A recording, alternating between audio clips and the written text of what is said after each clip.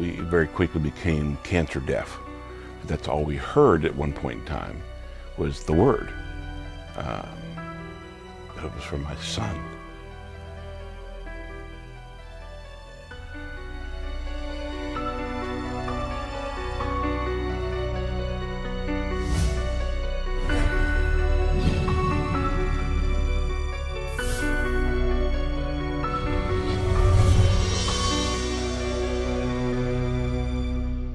When you say you can get breast cancer, a guy can get breast cancer, and you show a now 30-year-old guy, it's like, wow, I didn't know.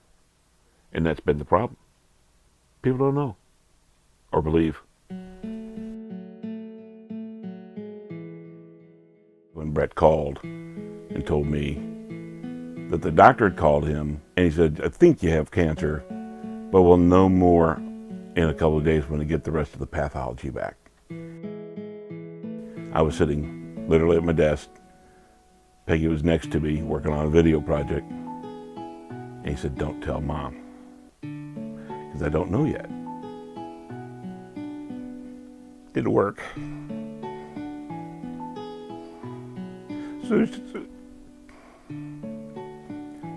it's funny that emotion is not really emotion. It's just reliving a very scary moment. Don't tell Mom. Are you kidding? I hung up the phone and she knew immediately something was wrong. But we went to action. We started making phone calls, screaming and yelling, hooting and hollering to get ahead of it, to understand, try to figure it out. But it's no stone unturned. It's yours. It's your kid. It's your human.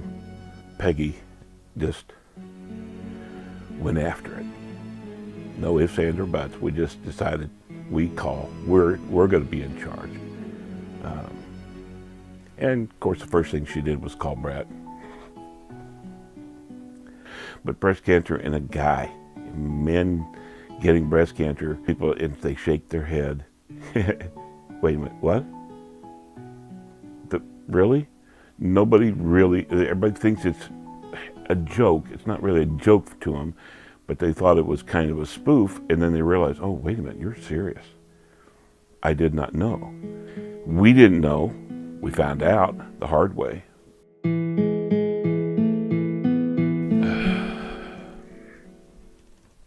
It's crazy.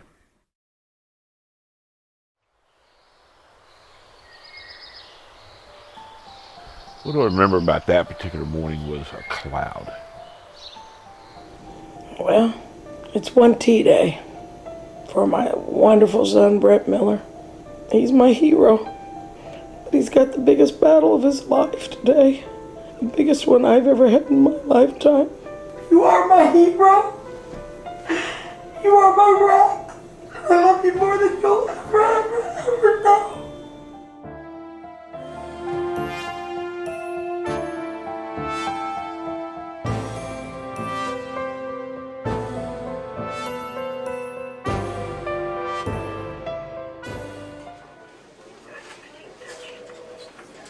We got him there early and to get checked in to get ready to have this mastectomy, which, wow, that's amazing. It's horrible. It's scary. It's amazing that you can do it and you can have it done. Oh, wait a minute, that's my kid. We're going to go ahead and do that surgery, okay? Now, you remember we talked about the options for breast cancer. And in you, I think the best option would be a mastectomy, so we can remove that whole tumor and get clear margins, and we're going to sample some lymph nodes as well, okay? It was scary, yeah. It was scary. But it was kind of blur. It was a definite blur.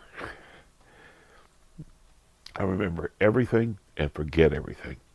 I got these pictures. I remember the moment in the room with Dr. McCroskey talking about what he's going to do and why and what to expect. And we were kind of gathered around, and it was blah blah blah blah blah. It was really just a blur of words. So that's where those sentinel nodes are. And Okay. we'll remove a few sentinel nodes. If they look good on frozen section, then we won't need to take any more. It was just, it's funny. I could literally remember every word. I can't pronounce every word. Because it was just a blur of nerves. It was scary, but I was very confident that it was going to come out good. Oh yeah, I'll be out to visit with you right away. Thank you so Okay. much, Doc. I'll see you soon. I'm going to take good care of you. Sounds good. Okay. I love you. Thank you, son. And I hope that you'll be all right. When Doctor came into the waiting room, there was a pretty good group of people in the waiting room, and we were just scared. So we heard that he was excited, he was happy, he was proud.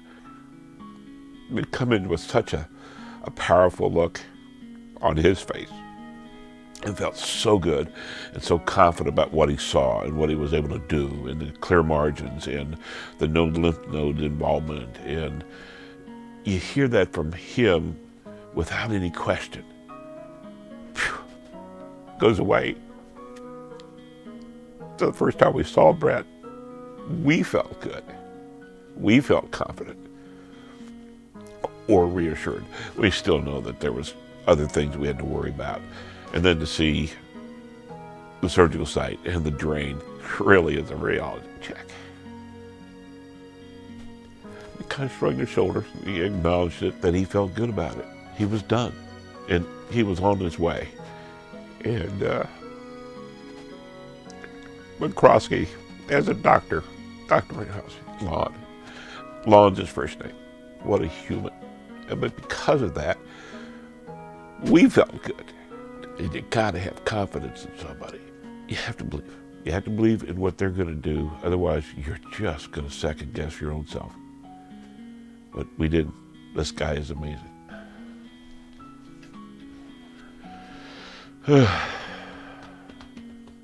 He spent the night, and of course they had to finish the drain and teach him what he had to do, and of course then we had to get that education too.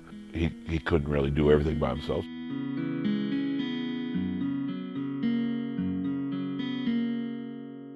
They're home.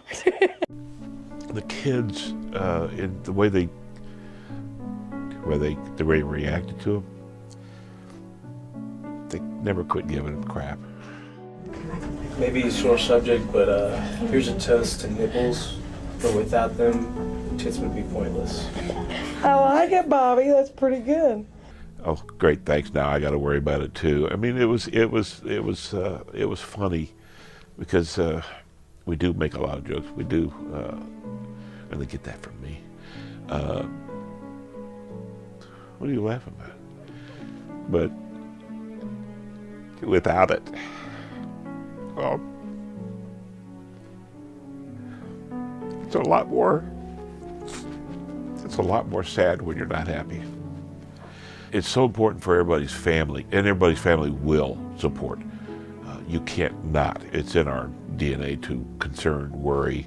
And the kids in our family, Peggy in particular, there's no stopping her. The kids were always concerned if we were concerned. But they had their own lives, they had their own worries, but they always wanted to check in on what does Brett need, or what can I do to help. The focus was on Brett because it happened. But I know that they were concerned. In the back of the head, you immediately think, oh my God, who's next? When's the other shoe going to drop? And that's the scary part. That's the unknown part. How do you get past that? Do you? Can you? Every day? No. Every day you got to kind of wonder, is this going to slip through the gene hole, and all of a sudden now we got another problem. We got another scary day. So far, no. For a period of months while he was going through chemo, kind of afraid to talk about it because you feel guilty. Why you? He never said why me. We said why you. He was strong, quiet, outward, and not. But he checked in, got his treatments, came home, he either took a nap or went right straight to work. We're lucky that it didn't affect him as adversely as it affects many that we know have gone through any kind of chemo or treatment or radiation. Maybe he's lucky because he was so young. Just put his head down and went forward. Brett's biggest challenge through this whole thing, we're back to the initial part of it, is the what? You do?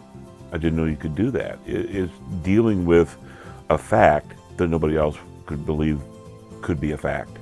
Male breast cancer. Breast cancer, but male breast cancer just really boggles everybody's mind. And there was a certain amount of,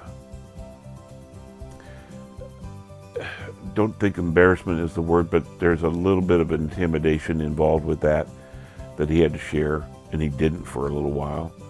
But after a while, he said, like he said, it became a badge of courage. It's a funny word, it's a funny phrase, but it became, well, I got to go forward. I got to get better, and I got to move on, but I got to be able to tell somebody else down the road it's possible.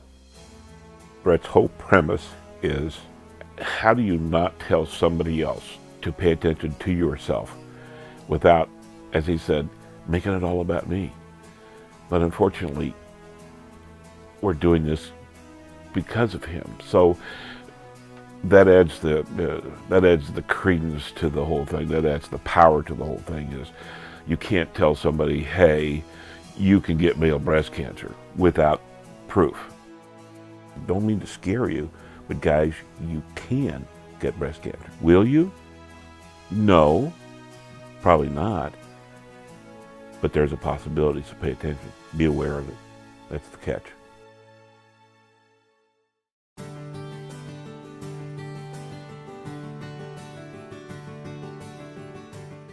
When you start seeing guys of all shapes and colors and sizes and locations and geography finally coming forward and telling, given their history or their chronological story about what they went through and why, people coming forward, they're getting involved in their own geography.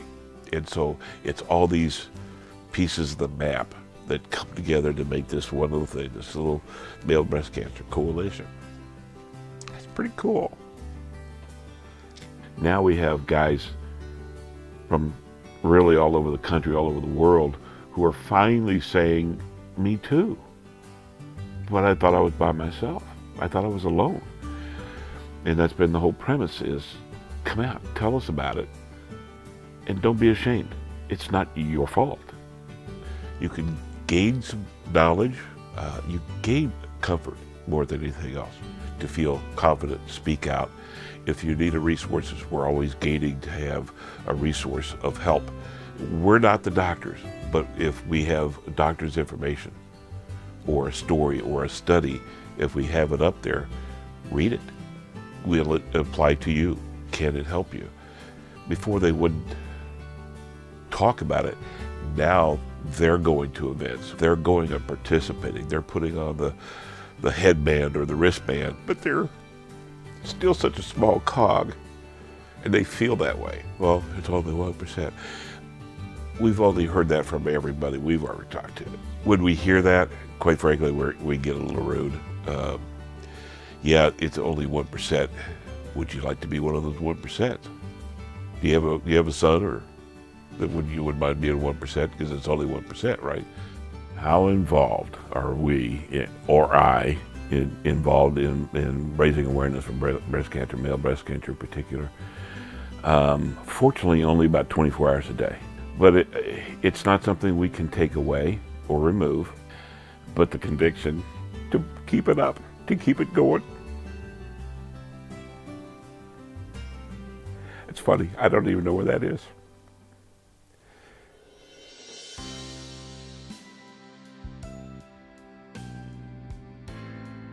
When we say breast cancer, male breast cancer, and you want a proof source, here's a kid, here's a guy. How do I feel about him getting people to talk about breast cancer, or their particular case, male breast cancer? Amazed, really proud, amazed. It's really a powerful thing, and I understand why so many guys that we have met in person and or online or whatever why it's so powerful for them too. It's not in your normal speaking language, male breast cancer. It's just not. My name is Brett Miller. I am 25 years old and I am a 1-year male breast cancer survivor. When he gets up to go speak or be part of a big group and be up on stage with somebody else, it's amazing. The 8 o'clock in the morning walks, which we just love a lot. Why don't anybody hold a walk at 2 o'clock in the afternoon? What you don't know about Brett is